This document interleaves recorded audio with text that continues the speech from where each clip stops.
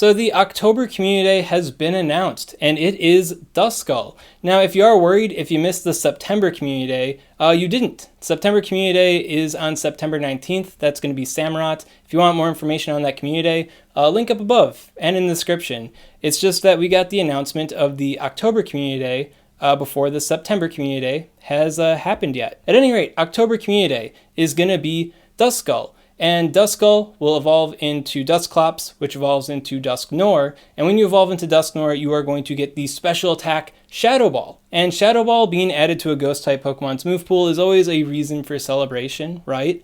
And if that wasn't reason enough, scrolling down here, you can see that on this Community Day, it's going to have 3x Catch Stardust. Not September. I goofed up in that video and said that Catch Stardust was happening then. That was Catch EXP. But in October, we're getting Catch Stardust. So, hey, Stardust gains. If you want some more Stardust for PvP, here you go. At any rate, in this video, I'm going to be talking about just how good Shadow Ball Dusknoir is in the PvP meta, and I'm also going to talk about Dusclops with Shadow Ball in the PvP meta as well. Even though Dusclops isn't getting Shadow Ball, me and other members in the Pokemon Go community feel like it would be just if Dusclops also got Shadow Ball, so I'm going to talk about it a little bit too. So starting out with Dusknoir in the Great League here, Dusknoir is fairly comparable to Cofagrigus. Relatively same stat product, but Dusknoir does have the worst stat product here. Both are going to have Shadow Ball, and both are going to have Dark Pulse. The key difference, aside from the stat product between these two Pokemon, is that Dusknoir has Hex, and Cofagrigus has Shadow Claw. And Shadow Claw is better than Hex. So overall, Cofagrigus is going to stand to be the better Pokemon. Now, as far as other charge moves are concerned, we do have Psychic to work with, but Cofagrigus also has Psychic. But we also have Return and Ominous Wind. So Dusknoir does technically have a better bait move in the Ominous Wind, and it also has the potential for the boost there. And then it also has coverage with the Return, being able to hit those pesky Dark-type Pokemon. That said, all things considered, Dusknoir overall is going to feel like a downgrade to Cofagrigus. Even though the Return can hit those Dark-type Pokemon, it really doesn't do that much to kind of flip that matchup. So overall, Dusknoir, not bad, especially if you got like a purified one so you can run the Return. But overall, Cofagrigus is probably going to be the better Ghost-type Pokemon. And it's kind of for this reason why a lot of people do want Dusclops to get the Shadow Ball as well, or instead of Dusknoir, because Dusclops already has some pretty good potential in Great League PvP. Now, if you are considering like Dusknoir versus Cofagrigus in the Ultra League, both of them are going to be like maxed out XL Pokemon, and Cofagrigus is still going to carry the same advantages over it in the Ultra League that it has in the Great League. So Ultra League really doesn't do any new things for Dusknoir. That said, I think Dusknoir does have some potential in the future if they do have other move pool expansions.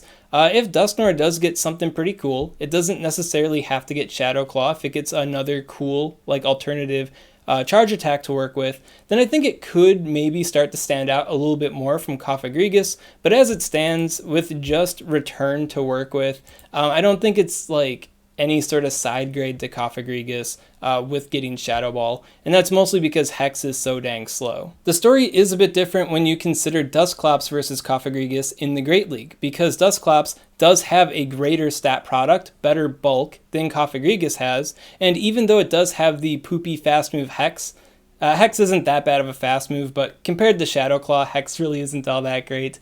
But it does have better charge moves. It has Fire Punch, it has Ice Punch. And then, of course, it also has the ability to run Return as well if it wants to have, I guess, a big normal type attack. But these guys offer some pretty good super effective coverage and alternative coverage compared to what Cofagrigus is packing, which is literally just Shadow Ball and Dark Pulse for when it needs to KO something a little bit faster.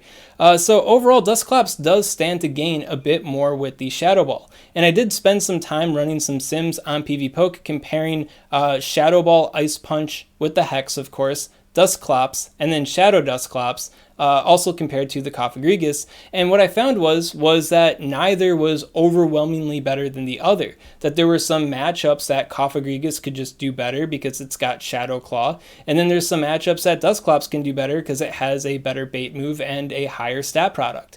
And it made it like a pretty competitive side option to the Cofagrigus there. Right now, Dusclops is kind of an interesting spice pick for the Great League, but I feel like if it got that extra punch with the Shadow Ball, especially in combination with either Fire Punch or Ice Punch, I feel like Dusclops could become more of a household name, much like Cofagrigus has become with it getting Shadow Claw in its move pool. But right now, Dusclops isn't getting Shadow Ball on this Community Day. Other Community Day Pokemon have given a special attack to their pre-evolutions as well. I believe Tri-Attack happened for both Porygon 2 and Porygon Z, so it stands to reason that Dusclops could or should be able to get Shadow Ball as well. So we still have like a whole month until the Community Day happens. Maybe they'll change their minds along the way, or maybe they'll add some special Halloween event, and part of the Halloween event, Shadow Ball Dusclops can happen too.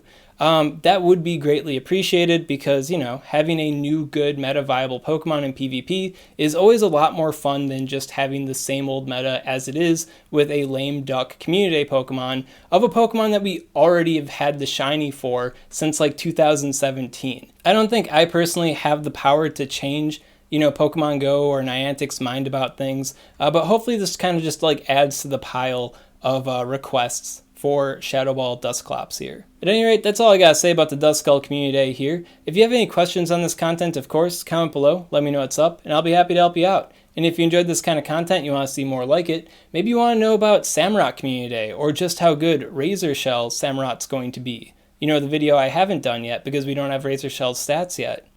Well, make sure to subscribe to SwagTips. SwagTips.